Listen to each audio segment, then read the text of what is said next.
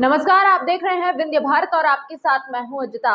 रीवा के मानस भवन के अध्यक्ष अनुपम तिवारी के खिलाफ खुलकर आए मानस भवन के पदाधिकारी।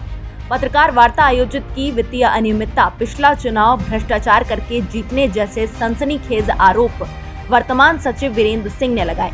आइए आपको सुनाते हैं कॉफी हाउस में आयोजित पत्रकार वार्ता में मानस भवन अध्यक्ष के खिलाफ क्या कुछ कहा गया।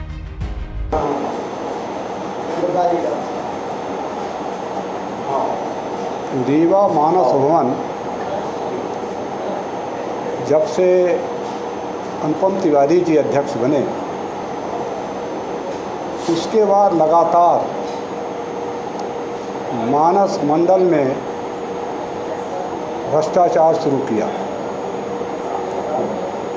और उसने पहले बार जब अध्यक्ष बने तो सेक्रेटरी को एक बार भी कोई काम करने को उन्हें मौका नहीं दिया। उसके उपरांत अपने काल में उनने फर्जी सदस्यों को बनाया, क्योंकि फर्जी इसलिए मैं कह रहा हूँ, उन सदस्यों को, नए सदस्यों को उनने कार्यकारिणी से नहीं पास कराया और अपने मन की उन्हें कार्यकारिणी बना ली। नए सदस्यों को जोड़कर चुनाव अपने मन के सदस्यों को बनाया, उसके माध्यम से वो चुनाव जीते। दूसरी बार जब वो चुनाव जीते तो उसके बाद हमारे भाई वीरेंद्र सिंह जी सचिव बने, तो सचिव का जो दायित्व था उन्हें कभी इनको नहीं दिया और उनके जो रजिस्टर हैं अपने बैठकों की कार्रवाई रजिस्टर में कोई भी दो सचिवों का कहीं सिग्नेचर नहीं पाया जाएगा, क्योंकि वो हमेशा मनमौजी खुद घर में सब कार्रवाई लिखते थे। उस चुनाव का हम लोगों ने लगभग 150 आदमी, 150 सदस्यों ने जो अवैध हुआ उसको हम लोगों ने फर्म एंड सोसाइटी में न्याय पाने के लिए अर्जी लगाई, अपील किया। तो फर्म एंड सोसाइटी ने जो हम लोगों ने आरोप लगाया था अध्यक्ष के खिलाफ, उन आरोपों को 100% उनने सही माना है और अभी भी हमारे जो अध्यक्ष महोदय हैं, अभी भी वो नए सदस्य बना रहे हैं और वो उनका काम है। एक भी आपका जो कैश कहलाता है, मानस भवन का जो फंड होता है, उनको केवल 500 रुपये का अधिकार है कि 500 रुपये वो एक बार में खर्च कर सकते हैं। लाखों रुपए का उन्हें गमन किया है और कहीं ना उनका उल्लेख करते हैं, बस अपने रजिस्टर में, कार्रवाई रजिस्टर में लिख लेते हैं और वहाँ दस्तखत करा लेते हैं। टेंडर कोटेशन कुछ नहीं करते और कभी वो टेंडर नहीं कराते, न कोटेशन बुलाते हैं और न किसी को बुलाते हैं। हम लोगों को कहते हैं आप लोग विरोधी हो। अरे हम लोग मानस मंडल के सदस्य हैं, हम मानस भवन का भला चाहते हैं, तो जहाँ गड़बड़ी होती है उसका हम विरोध करते हैं। तो वो हम लोगों को उसके इतनी गड़बड़ियाँ उन्होंने किया है जिसका हम लोगों ने गंभीरता से विचार के हमने कलेक्टर को भी इसका दिया और फर्म एंड सोसाइटी को भी दिया कि जो उन्होंने भ्रष्टाचार किया तो निष्पक्ष रूप से जांच की जाए। और वो इसमें हमारे इसमें पूरा जो हमने बनाया है आपके पास, वो सब इसमें उनका निर्णय जो है, जो भी बातें हम लोगों ने आरोप लगाई थी तर्क के साथ, प्रूफ के साथ, उसको फर्म एंड सोसाइटी ने सही माना है। और सबसे बड़ा इनका आय का घोटाला है। भुगतान में सेक्रेटरी का साइन होना चाहिए। किसी भी बिल भुगतान में अध्यक्ष और सेक्रेटरी का साइन होना चाहिए। वो अपनी साइन से अध्यक्ष महोदय को अध्यक्ष की मिली भगत से वो अपना भुगतान करते जा रहे हैं, जबकि सेक्रेटरी का पूरा साइन होना चाहिए, उसके बाद वो बिल पास होने चाहिए। बिना उनके साइन के ये अधिकार नहीं होना चाहिए। उनके अध्यक्ष को बने हुए कितने दिनों हो गए और अब तक वो कितने का घोटाला कर चुके हैं, है कुछ आपके पास? लगभग 10 लाख का अंदाज हमें है लगभग अंदाज, चूँकि कुछ दिखाते तो है नहीं, कोई चीज़ दिखाते हैं नहीं। कितना पैसा निकाला, कितना खर्च किया, कितना पैसा रोज़ आता है, इसका हिसाब कहीं नहीं देते हैं। 8 साल से बने हुए अध्यक्ष। अरे आप ये भी बोल रहे थे कि फर्जी तो हमने कराया था, उसको उन्होंने हमारे पास भेजा है कि मैंने इन बिंदुओं को सही पाया है, आप लोग अब इसमें क्या कहते हो। तो हम लोगों ने जवाब दे दिया है।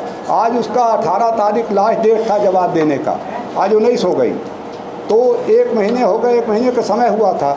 हम 3 को हम लोग प्रतिवादी थे डायरेक्ट, और वो ये अनुपम तिवारी को दिया हमने नोटिस, और हम लोगों को भी दिया कि आप इसमें क्या कहते हो। तो हम लोगों ने जवाब दे दिया कि जो आपने जांच किया है वो सही है, उसका निर्णय किया जाए।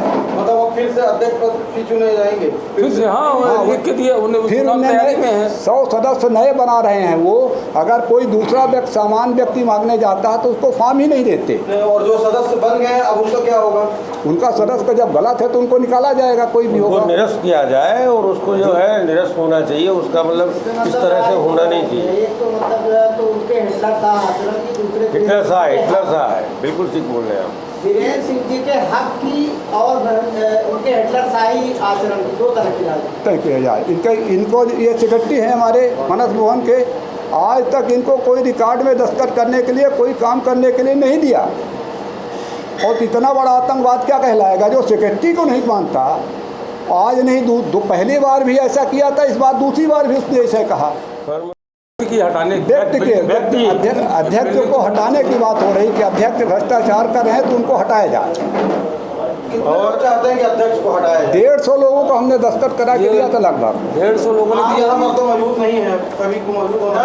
नहीं, 150 लोग क्यों आएंगे, ये देखिए ना। होती है उनको बुलाकर अध्यक्ष को पद से पृथक करने का प्रावधान है, तो उसका आप लोगों ने प्रयोग किया कि नहीं? इसमें आम सभा में नहीं है, उसमें परमानेंट सोसाइटी ही उनको हटा सकती है। लेकिन सोसाइटी को मतलब ये देखिए, ये 150 लोगों के साइन नहीं, देखिए ये हमने दिया था रजिस्ट्रार में।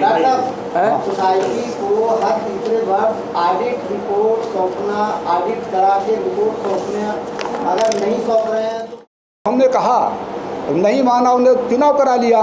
फिर उसी के बाद हमने पूरा 150 लोगों का लगभग दस्तखत करा के कि ये भ्रष्टाचार हुआ है, इसको हम नहीं मानते, इसका मैंने उनको परमानेंट सोसाइटी में दिया। और उसी के तरह हैं कोषाध्यक्ष मंगल गुप्ता थे, और जबकि अपने बाइलाज में कोषाध्यक्ष का कहीं स्थान भी नहीं है। बाइलाज में कोषाध्यक्ष भी शामिल है। हाँ, माने कोषाध्यक्ष जो उन्होंने बनाया है वो भी नहीं बनाना चाहिए, क्योंकि 10 सालों में कभी ऑडिट नहीं हुई है। ऑडिट तो लिखवा के कहीं से लिखवा के पास करा लेते हैं। ऑडिट वैसे अपने यहाँ का परमानेंट सोसाइटी से कोई ऑडिट नहीं हुआ, और न परमानेंट सोसाइटी को उन्हें एक कागज़ दिया हो कि मैंने ये किया। मानस भवन का निर्माण कराया गया था, तो क्या जब उसमें समिति बनी थी, सदस्य बने थे, अध्यक्ष बने थे, तो क्या उद्देश्य था उसका पूरा? मानस भवन का उद्धार करने के लिए था। मानस भवन में माने मानव इसके जो कल्याण के लिए, हिंदू मानस कल्याण के लिए जो कार्य करना था, वो एक सामाजिक संस्था है, न कि व्यक्तिगत संस्था है। उसमें पूरे समाज का कल्याण करने के लिए था कि इसमें मानस होना चाहिए, इसमें रामायण होना चाहिए, इसमें गीता होना चाहिए, इसमें भागवत होना चाहिए। ये हमारे हिंदू धर्म के सांस्कृतिक प्रोग्राम के लिए बनाया गया था। उसका मेन उद्देश्य ये था। तो वो उन उद्देश्यों को वहाँ जूता चप्पल की दुकान खुलवाते हैं, कपड़े की दुकान खुलवाते हैं, पूरा पूर्ण रूप से। भाई, आपको सदस्य बनाने की आवश्यकता ही क्या है? हमारे पास ऑलरेडी इतने फंड है, हमें उसके पैसों की आवश्यकता ही नहीं। हम सदस्य बना करके खाली अपना चुनाव जीतने के लिए अपने अपने व्यक्तियों को हमने वहाँ पे सदस्य बना दिया। अगर कोई दूसरा व्यक्ति उनको कहता भाई फॉर्म दो, हम भी इनको सदस्य बनाना चाहते, तो वो फॉर्म नहीं देते। अभी 100 सदस्य का बनाया उन्हें।